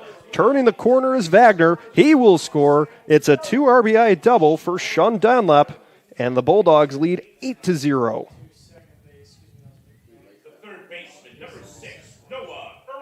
So Dunlap sent it on a roll down the third base line. It stayed fair. It was well hit. It gets past Raymond, and it brings in 2. So it's an 8-run lead for the Bulldogs here in the bottom of the third inning. And Noah Ehrlich will bat for Crown Point. So Ehrlich took the Bulldog football team to the state championship in the 2023 season. It was a good run for the Bulldogs. First pitch, called a strike. They made it all the way to semi-state this year, so still back-to-back really dominant football seasons for the Bulldogs. So Ehrlich trying to contribute to a good baseball season as well. The count 1-0. 1 away here. Kirk works on the mound, sends it low for a ball, but in the age of specialization, it's still very impressive to see someone like Ehrlich playing multiple sports. That's the way it should be, where your school's quarterback should also be one of the better athletes in the school, be able to play multiple sports. And he fists this one towards shortstop. It's caught on the flyby. Hey, he throws the second, not in time to knock down Dunlap, so it's a line out for out number 2. And it brings Billy Chidsey up with 1 man on and 2 away here in the last of the third.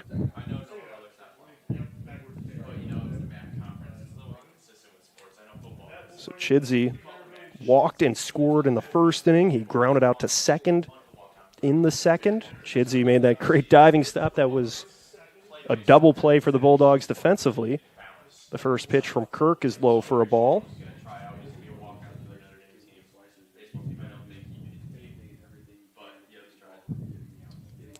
So the count 1-0. 2 away here for Chidsey, trying to extend the inning for the Bulldogs. He calls time and steps out of the box, so righty on lefty matchup. As for the Bulldogs, they will start a bit of a road trip. Their next 4 will be on the road. Chidsey takes one upstairs for a ball. So trying to make the most out of this home game against the Slicers. Count 2-0 to Chidsey. Let's call the ball.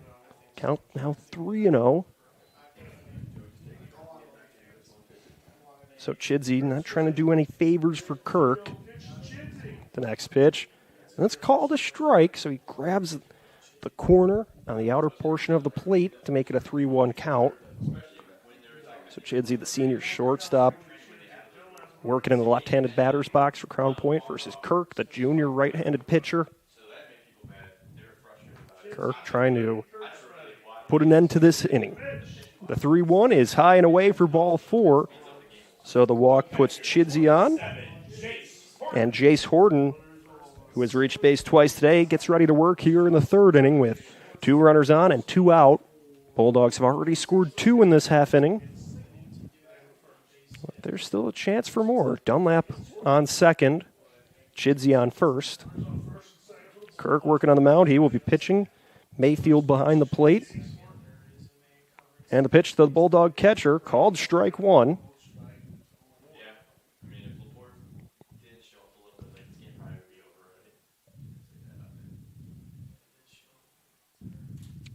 So Kirk settles, looks at the runner on second, goes towards the plate. This one popped in the air to right field. Moving in for it is Hay. It's going to be close, and it gets dropped in front of him.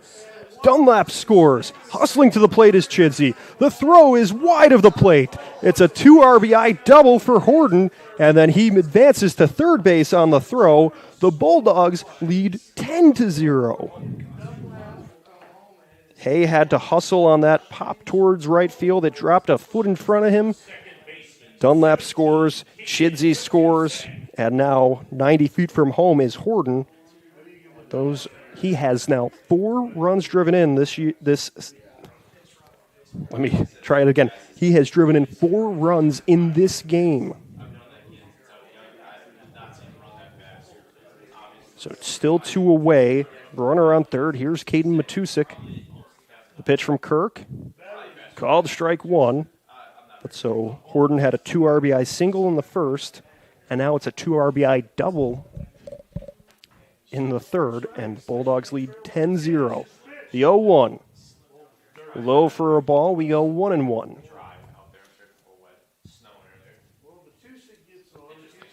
So Matusik, he has reached base twice today. He walked and scored in the first inning. He singled in the second. He swings over that one for strike 2. So Kirk trying to prevent getting Matusik on base for the third time this evening. Yeah, it's evening. It's 6:01. We could say it. The 1-2. Low for a ball. A 4:30 start. I'm not sure what to call it. I guess an evening game, but anyway, 2s across the board here. 2 balls, 2 strikes, 2 outs. Kirk batting against Matusik. Here's the pitch. He spins it just inside. He was trying to sneak it in, but it's called the ball. We go full at 3-2 as the lights starting to take effect here at White Malley Field. On a cloudy Wednesday, and this pitch put in the air towards right field. This one, Hay has a time to camp out under it for out number 3. He makes the catch, but the Bulldogs send 4 across the plate. We're through 3 here in Crown Point, and the Bulldogs lead 10-0. You're watching Game Night in the Region on the Region Sports Network, the only game in town. Hi, this is Tim down at Tire Pros and Auto Superstore, 5200 Cleveland in Maryville. 219-887-3333 is our phone number. We've been serving the region and building relationships with our valued customers for the past 23 years. We have a wide variety of services, quality tires with the best warranty in the nation, and some of the most skilled mechanics I've ever worked with. Let us exceed your expectations. We're setting a new standard. Come on down, ask for Mike or Tim. We'll take excellent care of you. Thank you. Blythe's Team Sports in Valparaiso is a leader in athletics apparel and equipment sales. With in-house production including screen printing, trophies, embroidery, and more, Blythe's can help you to create the perfect look. For more information, visit them online at teamblythes.com. Blythe's Team Sports in Valparaiso, where the athletes shop.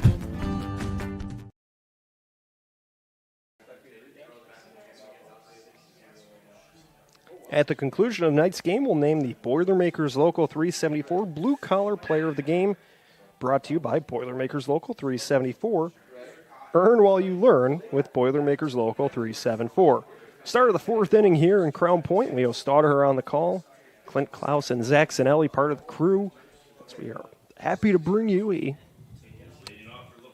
Duneland Conference baseball battle between the Bulldogs and the Slicers of LaPorte. These 2 teams played yesterday at LaPorte. Crown Point took that one 13-1 here in the top of the 4th. They lead 10-0. And here's Cody Benedict. Now he's the designated hitter for the Slicers. He started the day on the mound. He went 2/3 of an inning, allowing 6. So he will look to make up for that with some work at the plate. He was a fly-out victim his first time up. Now he will face Sheridan for the second time. Sheridan goes through the windup. First pitch fouled away on the third base line. So we mentioned it after the first inning, but after another lengthy at-bat by the Bulldogs in the bottom of the third, Sheridan, the pitcher, trying to stay loose during that outing, the 0-1. It's fouled away, so for a pitcher on a cold day with lengthy breaks like that, you want to make sure you're moving around in the dugout and staying fresh to get back out there, as he's wasting no time ahead 0-2 against Benedict here. The windup and the pitch. He checks at it. Did he go? The appeal, they will say he did not, so it's a 1-2 count. So righty on lefty matchup. Benedict gets the sign from Horton, goes through the windup. This one lined towards short. Rising with it is Ehrlich. He makes the catch for the first out of the fourth inning.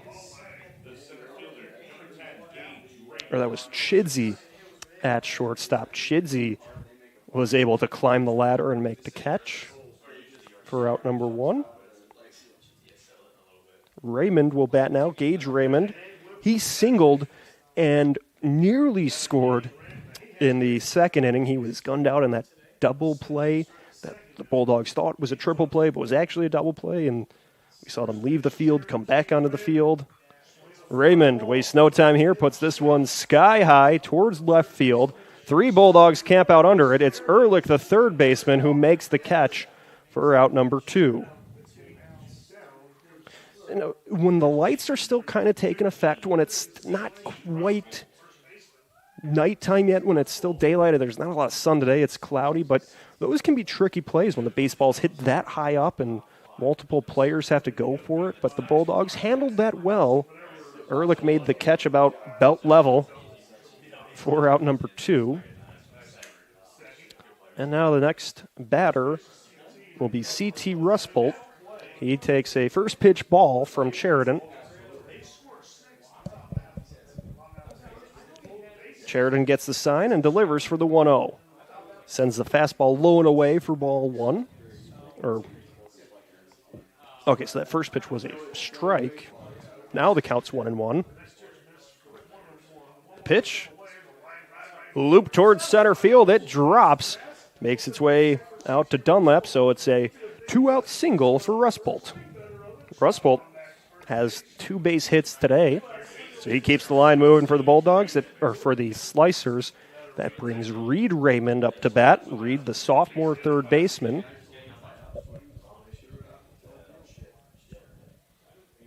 So he will try to help the Slicers out here. They trail by 10, need offense by whatever means they can find it. Takes a first pitch strike from Sheridan. So the count quickly 0-1. Sheridan looks at the runner on first base, now towards the plate. He kicks and fires, spins it low for a ball. We go 1-1. He was trying to get that breaking ball in the zone, but it broke a little too low. So the count evened up at 1-1. And the throw to first, sliding back safely, is Rusbolt.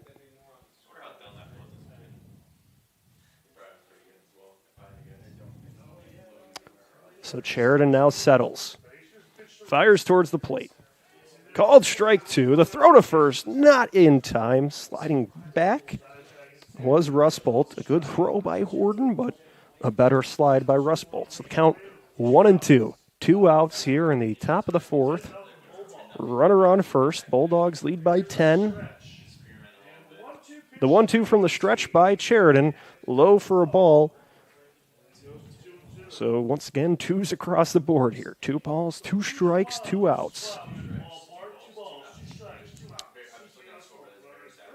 Sheridan looks at first, now to his catcher Horton. Gets the sign and now delivers. Fouled away, so we'll do the 2-2 over again. So LaPorte scoreless so far. They've had 4 hits in the game. And no walks.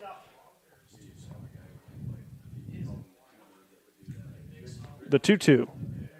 High for a ball. The throw to first. Back safely is Rustbolt. He was away from the bag. It was a quick throw by Horton, but Rustbolt gets back. So now the count full. And again, as I mentioned, Linus Sheridan, no walks in his stat line so far. Raymond maybe trying to change that here.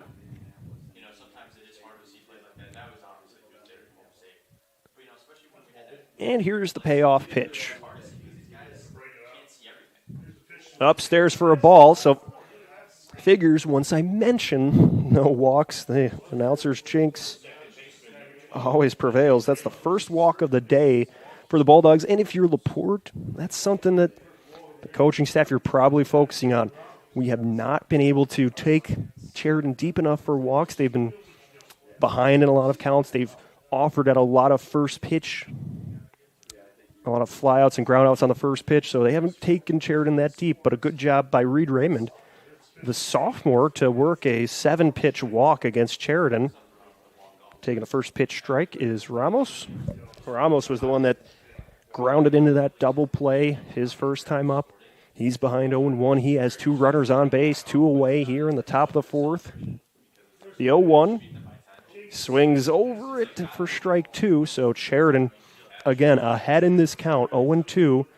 He hasn't put himself in a position to surrender many walks, as he has just been sending in strikes early in these counts. Sheridan's 0-2. Just misses outside for a ball. We go 1-2.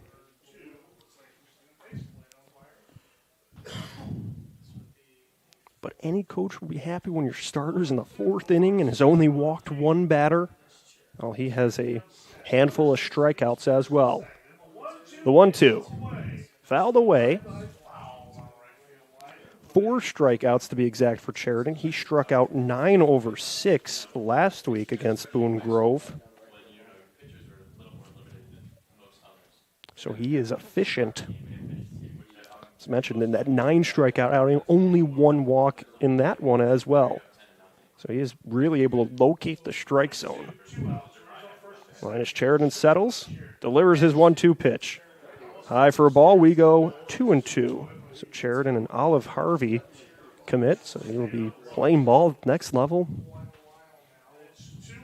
And he can play in the field as well. Now the 2-2. Misses low for a ball. We go full, 3-2. So back-to-back lengthy at-bats by Raymond and Ramos. Raymond, the runner on first base, Rustbolt on second. Ramos, the batter, at the plate. Sheridan trying to working out here and make his way out of this inning.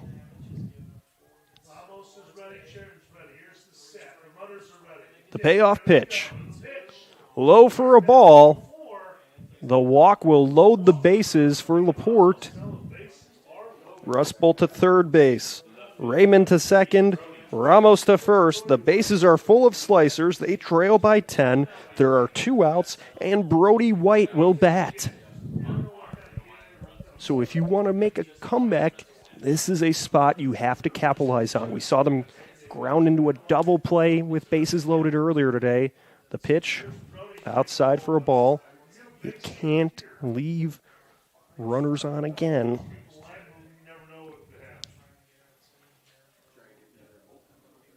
So count 1-0. Sheridan fires to the plate, sends the fastball in for a strike, evens things up at 1-1. Still 2 outs. There's a LaPorte player on every base. The 1-1. Put in the air to center field. Looking for it is Dunlap. He ranges over to his left and makes the catch. For out number 3. The Slicers leave the maximum. They don't send anything across the plate. We're through 3.5. Crown Point leads 10-0. You're watching Game Night in the Region on the Region Sports Network, the only game in town.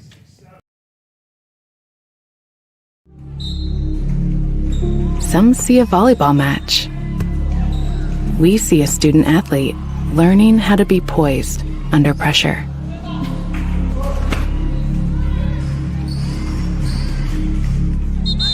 some see a high school football stadium. We see the one place where the whole community comes together. Proud to keep education in front of athletics since 1903.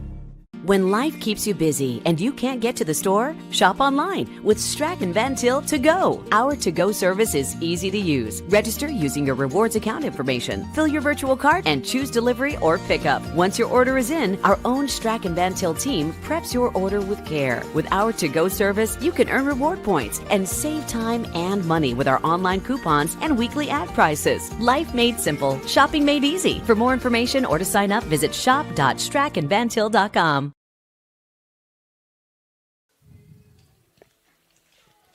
Stay with us after the game when we'll name the Ironworkers 395 play of the game presented by Ironworkers Local 395. Ironworkers Local 395. To find out how you can become a union ironworker, visit ironworkers395.com. It's the bottom of the fourth inning here at Crown Point. The Bulldogs will get ready to work up by 10. Alexander, Codden, and Wagner, the 1-2-3. Joey Kirk still working on the mound. He was roughed up for 4 runs, but still has been very competitive on the mound for LaPorte. Bulldogs have gotten some good swings on, have been patient, worked a couple of walks, but they really got the extra base hits going for the first time in the third inning. They had a good first inning, but only 3 hits, and all of them singles. Then in the third inning, 3 doubles from Codden, Wagner, and Dunlap. Codden takes a first pitch strike from Kirk, though. Or Alexander takes a first pitch strike. Alexander walked and scored back in the first inning. He struck out in the second. He takes that pitch for a ball. LaPorte will be back in action on Friday, the 0-1. They'll be home against Griffith. And then they'll face Lake Central for a pair next week. First one on the road, second one at home. So trying to pick up some wins here. The 2-1. This one roped towards left field. It gets past Hay at shortstop, rolling all the way to the wall. Chasing for it is White. Alexander turns at second. He's not stopping there. Going for 3. He'll get the triple to start off the inning. Jackson Alexander drives it to the wall, and it's a sliding triple for Crown Point to start the fourth inning. Logan Codden will get ready to work with a runner 90 feet away from home plate and nobody out. For Alexander, that was his first hit of the day. And he makes the most out of it with a triple. So here's Logan Codden, who had that long double to start the third inning. Lays off that pitch outside for a ball.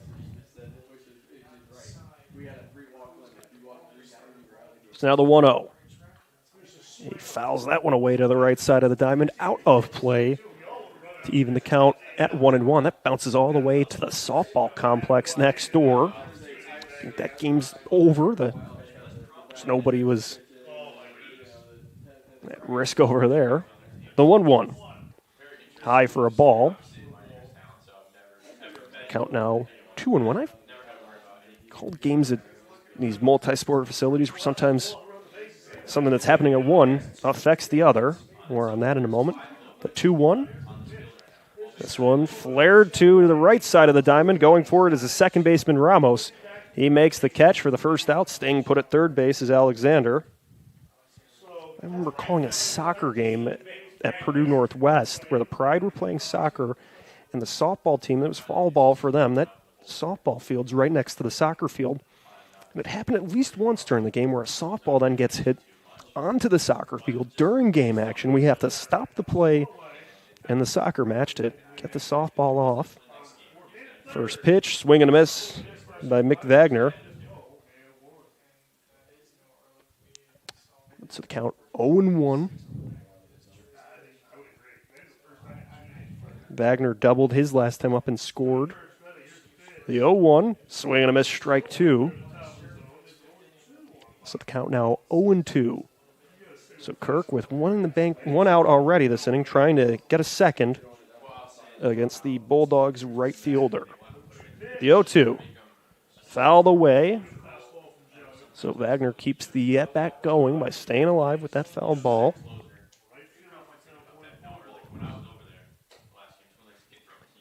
So the Bulldogs up to bat here in the last of the fourth inning. The 0-2. He lays off it. Outside it, breaks away. Count goes 1-2, but some good motion on that breaking ball from Kirk, the junior right-hander. He looks over at Alexander on third, goes towards the plate. Swing and a miss, strike three. Wagner goes down swinging for the second out here in the fourth inning. And here's Brody Langens up to bat with a runner on third base and 2 out. Bulldogs lead by 10.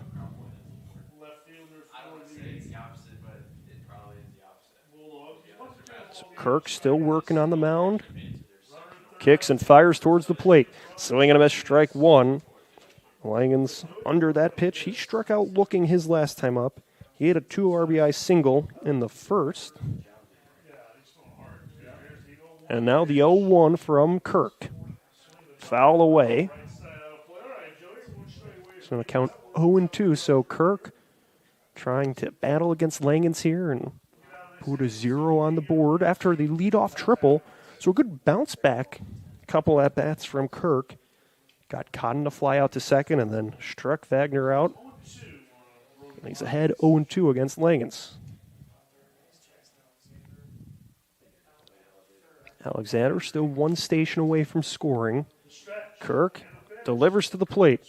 This one hammered out to left field. It drops in front of White. In to score is Alexander, and the Bulldogs go to 11 here in the fourth inning after that RBI single from Langens.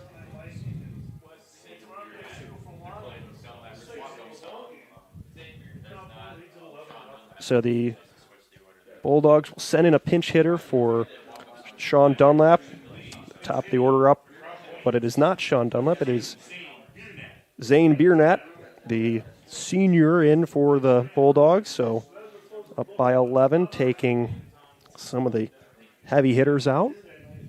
We'll see how things look defensively for the Bulldogs when we start the fifth, as they lead 11-0. The pitch from Kirk, Biernat takes it for a strike.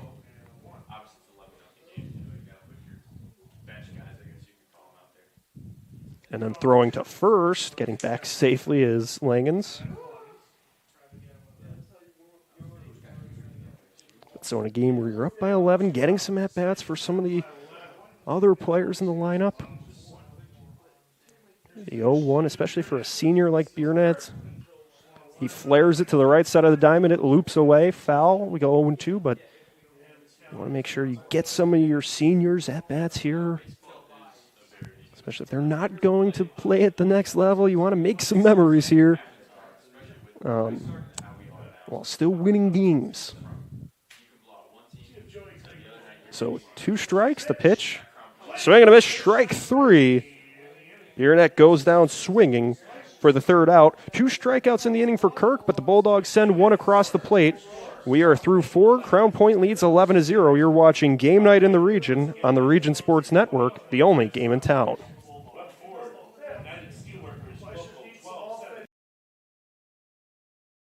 Four Seasons Mechanical proudly serves Northwest Indiana, providing quality, reasonably priced, reliable service. With a quality and comfort guarantee, the professionals at Four Seasons Mechanical offer a wide range of services in heating, ventilation, and air conditioning. Whether it's residential or commercial, Four Seasons Mechanical is there 24/7. To find out more, the website is fourseasonsmechanical.com or give them a call at 219-756-7020. Four Seasons Mechanical, your indoor air quality specialist.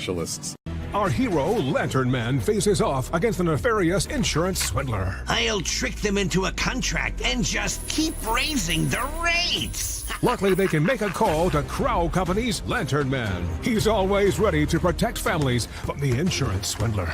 I can easily defeat your overpriced policies. Fair prices always prevail when you call me, the Crow Company's Lantern Man. Crow Company's insurance professionals. Highland, Merrillville, and Michigan City.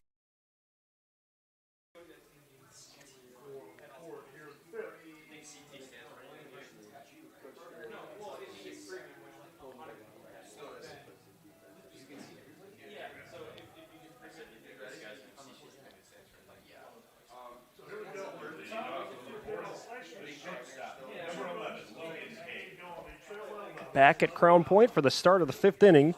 Mayor Pete Land and the Crown Point Pace Department are proud to support Crown Point Bulldog Athletics and say go Bulldogs. Crown Point remains dedicated to preserving history, celebrating everyday life, providing the best in city services, and encouraging smart growth. Mayor Land and the Pace team invite everyone to take photos with the Easter Bunny from noon to 4 p.m. April 12th, 13th, and 19th in the lower level of the historic Lake County Courthouse. Please bring a camera. First pitch to Logan Hay. Called a strike. Linus Sheridan trying to put 3 outs on the board for the Bulldogs here. Sends that fastball low for a ball to even things out at 1-1. And now the 1-1 from Sheridan. Popped high to the right side, foul territory. Looking for it is Horden, but it goes out of play. So the count 1-2. Horden off the bat thought he had a chance to get to it, but it broke away. So the count 1-2 here in the top of the 5th. Bulldogs lead by 11. They can end the day with 3 outs. It's been a good day for the Bulldogs. 11 runs on 10 hits. The 1-2. Sky towards center field. Going back is Biernat. He's looking for it, and he makes the catch for the first out. So how about Biernat? You get called into duty as a pinch hitter, and then the very first batter when you're in defensively in the 5th inning is sent your way. That will wake you up in a hurry. And we'll have a pinch hitter for LaPorte. Bryce McShane, the senior, will bat in place of Hay.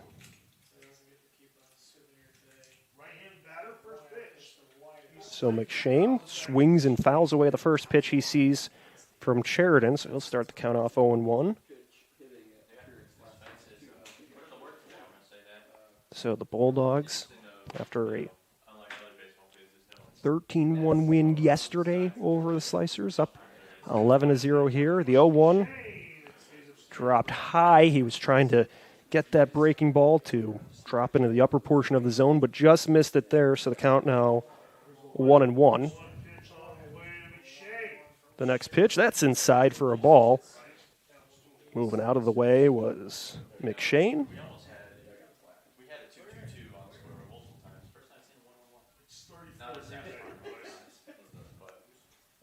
So now the 1-1 from Sheridan.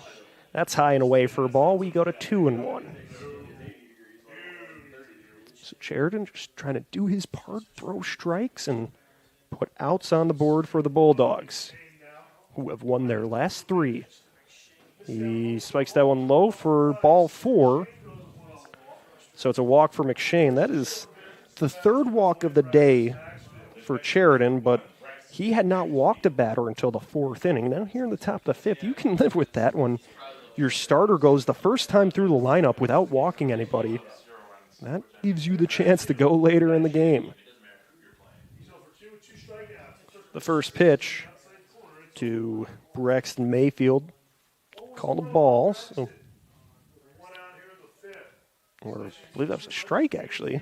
So the 0-1 for Sheridan. That one will be outside for a ball. So we go 1-1. So McShane, the runner on first. Righty on lefty matchup. Sheridan working against Mayfield, who's been a strikeout victim twice. But Mayfield sends this one towards right field, and a diving catch by Wagner. Wagner was going back, made the catch as he rolled towards the wall for out number 2.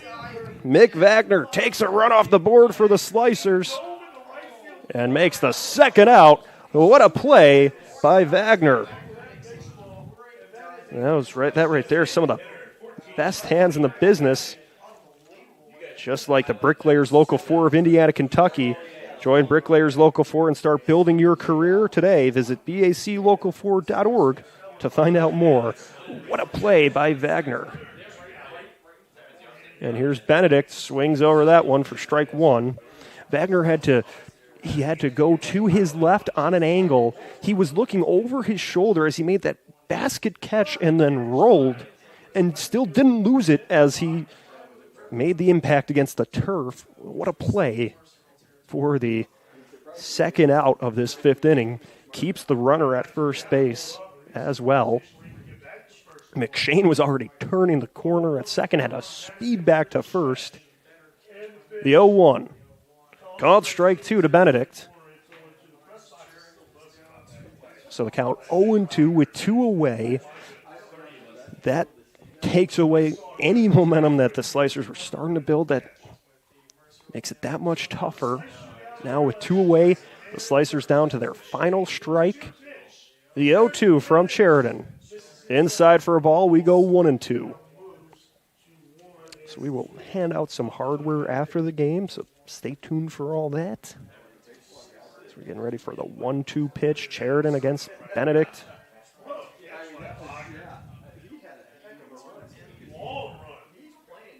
The 1-2. Put in the air in the infield, calling for it is Sheridan. He makes the catch, and that will finish his outing. Sheridan poetically finishes off the day. He throws a 5-inning shutout as the Bulldogs defeat the Slicers 11-0 here on their home field. Crown Point improves to 4-1 on the year. They have won their last 4. They will look to keep it rolling as they begin a 3-game road trip. We have a little bit more to get to. We'll break and come back, give out some awards. That's next. You're watching Game Night in the Region on the Region Sports Network, the only game in town. Thinking about what to do after high school? Consider a career with Boilermakers Local 374. As a Boilermaker apprentice, you'll earn while you learn. We offer excellent wages and benefits, and as part of our no-cost hands-on apprenticeship program, you'll learn from the best in state-of-the-art training centers and on the job. Become a union Boilermaker and get on your way to a great career. Find out more, visit www.local374.org or call 219-845-1000.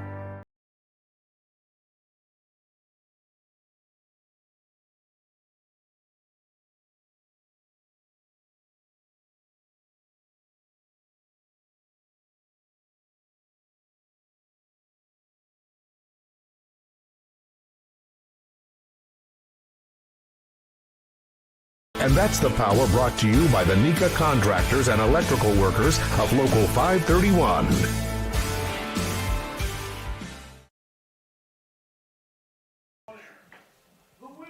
Back here at White Valley Field to put a bow on this one after Crown Point defeats LaPorte 11-1. Linus Sheridan, the winning pitcher, throwing 5 scoreless innings with 4 hits surrendered, no runs. Get the strikeout totals as soon as I finish counting them. He had 4 strikeouts and walked 3 batters, so all in told, a solid day for Sheridan. And now let's give out those awards. It's time to name the Crowell Companies Lantern Man Superhero of the Game. Crowell Companies have offices open from 9 o'clock to 7 o'clock Monday through Friday and Saturdays till 2 o'clock in Highland, Merrillville, and Michigan City. So with no further wait, the Crowell Company's Lantern Man Superhero of the Game tonight was from the Crown Point Bulldogs, the catcher, Jace Horton. He reached base 3 times today. He drove in 4 runs. He scored 1 run.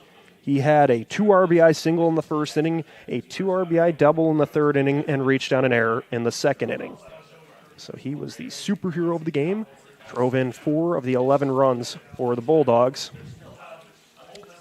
And it's time to name the blue-collar player of the game, brought to you by Boilermakers Local 374. Boilermakers Local 374, earn while you learn with Boilermakers Local 374. The blue-collar player of the game tonight was, from the Crown Point Bulldogs, Linus Sheridan. I just mentioned his stat line, but let's go through it again. 5 innings pitched, 4 hits, no runs, 3 walks, and 4 strikeouts. He really battled and had a gritty performance on the mound, and it led to the win. He picked up his 2nd win of the season, both on his home field. So a good outing for Sheridan as the Bulldogs won 11-0.